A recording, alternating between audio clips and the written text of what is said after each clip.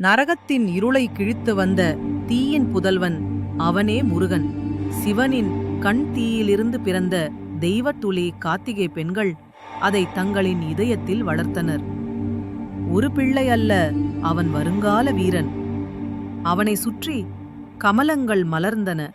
மேகம் பாடின அவன் ஆயுதம் வேல். அது வெறும் ஆயுதமல்ல, அது நேர்மையின் தீக்குச்சி. அந்த வேல் ஒரு வார்த்தை சொன்னால் போதும், அசுரர் நடுங்குவார்கள். தேவர்களின் தலைவன் இந்திரன் கூட அவனை நோக்கி வணங்கினான். சிறுவயதில் போருக்கு தயாரானவன். அவனது சாந்த பார்வையிலும் புயல் எழும். வானம் கரைந்தது, மயில் வானில் பறந்தது. முருகன் போருக்கு புறப்பட்டான். சூரபத்மன் மீது வேல் பாய்ந்தது. வெளிச்சம் வெடித்தது. அவன் விழிகளில் கருணையானால் அதிலிருந்தே ஒரு அசுரன் விழுந்தான்.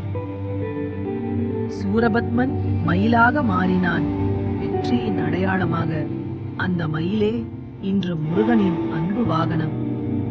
அவன் பேசவில்லை, அவன் வேல்தான் பேசுகிறது. அவன் முருகன் இல்லை, அவன் ஒரு தீ.